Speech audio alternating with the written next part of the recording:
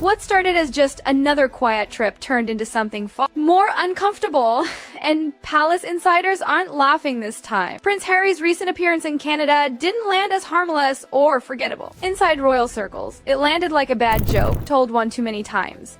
And this time, nobody bothered to fake a smile. It wasn't the travel itself that caused the stir. Nobody's shocked by that anymore. It was what followed, what was allegedly whispered afterward, and the way those whispers were meant to sound just royal enough to blur lines that the palace has spent years drawing thick in permanent ink. According to people close to the palace, Harry flew into Canada and then very carefully, very quietly, allowed it to be known that the trip carried some level of royal awareness. Not official, not sanctioned, not announced, but implied.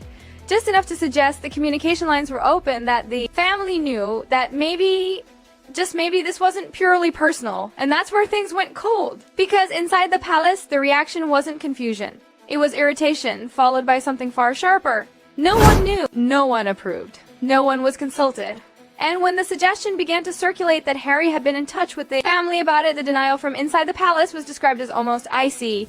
No conversations, no coordination, no invitation. The silence wasn't accidental. It was deliberate. The kind of denial that doesn't raise its voice because it doesn't need to. In royal language, denial speaks louder than outrage. What truly stung wasn't the trip, it was the pattern. That familiar rhythm that keeps repeating itself. Harry appears somewhere, the narrative starts forming around him, and then the palace steps in to correct the record. This time, though, insiders say the patience was gone. Commentators close to palace thinking, including Neil Sean, sharpened the picture even further. The claim is that Harry is once again trying to live in that half-in, half-out space. Still connected, still relevant, still quietly influential. And the palace seems determined to shut that door so loudly that even the neighbors hear it slam. From their perspective, this isn't misunderstanding. It's fantasy. Ever since Harry stepped back from royal duties, the relationship between him and the institution hasn't been vague or unresolved. It's been defined by distance, distrust, and constant damage control. Books were written, interviews were given, accusations were made on global platforms.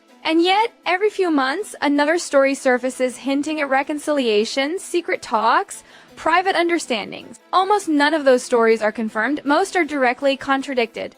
And every contradiction chips away at the illusion. The Canada trip followed that exact script. Harry arrives. The story follows. And then the palace steps in quietly but firmly to say no. Insiders say senior aides were especially irritated this time because Canada isn't just any destination. It's a Commonwealth country. Optics matter there. Protocol matters there. Any suggestion that Harry was acting with royal knowledge or approval risks create diplomatic confusion, and that is something the palace refuses to entertain. The message coming out of palace corridors now is blunt. Prince Harry does not represent the monarchy, he does not speak for it, he does not coordinate with it. Whatever he does abroad is his own business and is alone. That reality is hard for someone who once lived inside those walls, who once moved with automatic deference and unquestioned authority. Timing makes everything sharper. The royal family is focused on stability, on duty, on rebuilding trust.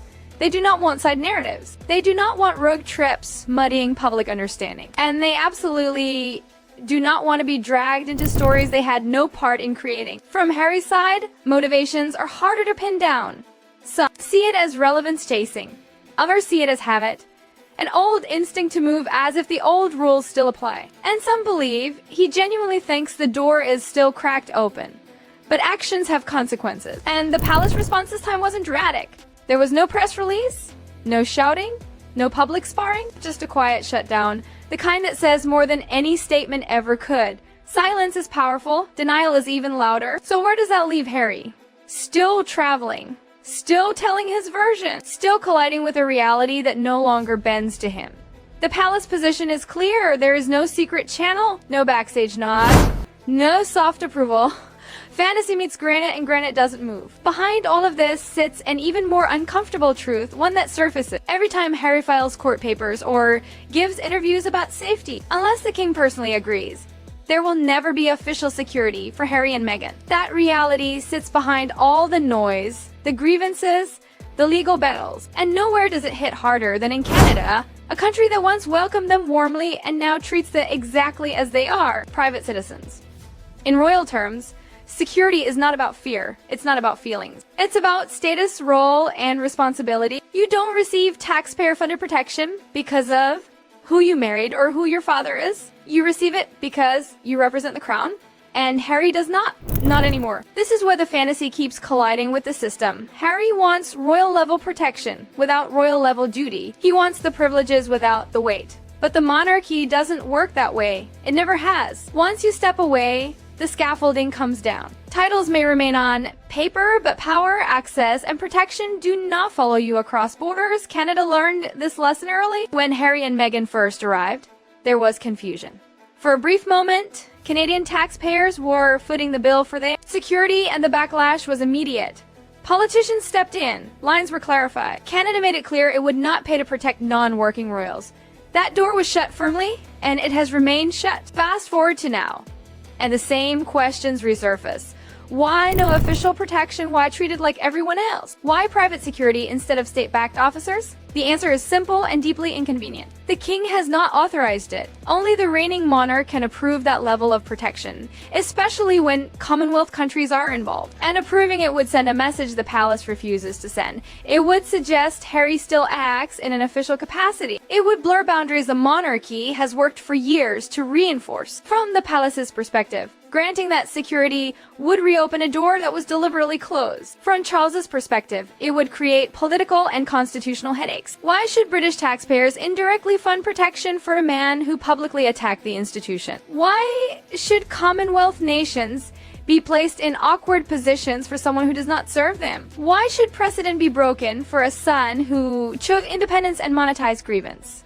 That is the core issue. Harry and Meghan hate looking like commoners, but structurally that is exactly what they are. Wealthy, famous, controversial, but commoners nonetheless. In Canada, the reality is impossible to escape. There is no royal bubble, no palace walls, no automatic distinction. They enter venues like everyone else. They rely on private security like celebrities. They do not command state resources. That visual alone undermines the image they've worked so hard to maintain, and it infuriates them. Harry frames it as a safety issue. Critics see a status issue, because security here is symbolism. It is the last visible marker of royal relevance. Without it, the illusion cracks. That's why the court battles continue. That's why the language is always about danger, never hierarchy. But courts deal in law, not nostalgia, and the law is clear. No role, no protection, unless the king said otherwise. So far, Charles hasn't budged. If anything, the palace has moved further away. Each denial, each clarification, reinforces the same message. Harry is out, fully out. Canada is in a playground where royal rules bend out of sentiment. There's also a diplomatic angle few discuss honestly. If Charles approved security for Harry in Canada, Canadian authorities would be forced into constitutional gray zones, expected to accommodate someone with no official standing. No government wants that mess. Canada follows protocol, not emotion. Harry operates on emotion. He sees danger where institutions see liability. He sees entitlement where systems see precedent. That mismatch is why every trip becomes controversy. The irony is painful. The man who wanted freedom from royal constraints now wants the protection those constraints once provided. Independence with a safety net funded by the structure he rejected. Meghan understands optics better than anyone. She knows how it looks when they arrive without royal escort. She knows what it signals when there is no official acknowledgement. She knows Canada treating them like celebrities quietly reinforces the palace's position. They are not special anymore. Unless the king changes course, nothing changes. Not interviews, not lawsuits, not sympathetic headlines. The mechanism remains locked. The key stays with the king, and he is not handing it over. So Harry and Meghan move through Canada as high-profile civilians. They pay their own way. They manage their own risks. They live with the consequences of their choices. That isn't punishment. It's protocol. And protocol does not care about feelings. And that is the part nobody in their camp wants to say out loud. Because once you strip away the emotion, the lawsuits, the carefully chosen words about danger and trauma, what remains is something painfully simple. The system did exactly what it said it would do. It treated them according to role, not bloodline. And role is the one thing Harry willingly gave up. Inside royal circles, there's a quiet exhaustion about all of this, not anger, not outrage, just fatigue. The same cycle keeps repeating. A trip, a suggestion, a whisper of royal relevance, followed by the palace having to step in and correct the record yet again. Each time it happens, The correction gets shorter, colder, more final, because the palace isn't trying to argue anymore. It's trying to close the book. What makes this sting even more is how public the contrast has become. William travels, and there is no confusion. Charles appears, and protocol moves automatically. The machine works because the roles are clear.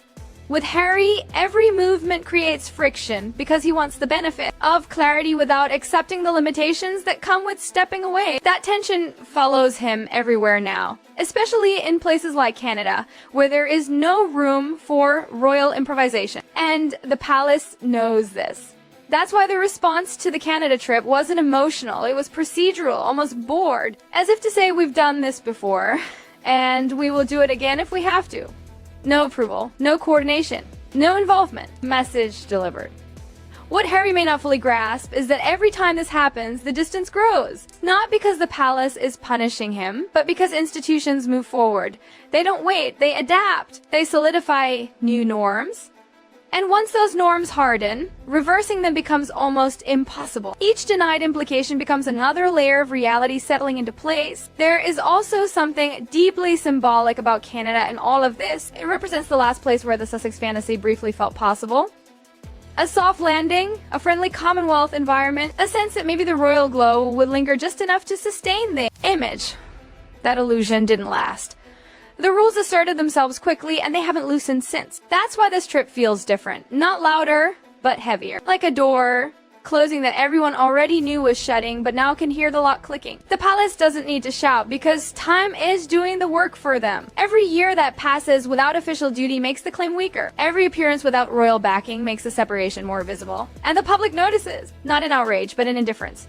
Harry and Meghan aren't treated as disgraced royals anymore. They're treated as celebrities with a complicated backstory. That shift is subtle but irreversible, and nothing exposes it faster than questions about security, because security reveals who the system still considers essential. At the end of the day, there is no villain speech, no dramatic showdown, just reality moving forward without sentiment. Harry can keep insisting the risk is real, that the fear is justified, that the danger hasn't gone away. Institutions will keep responding with paperwork, protocol, and silence. Two completely different languages, never meeting in the middle. And so the story continues not with a bang, but with repetition. Another trip. Another correction. Another reminder that the monarchy has moved on, even if Harry hasn't. In the cold, unfeeling logic of systems, choice matters. And the choice he made years ago is still being honored exactly as written.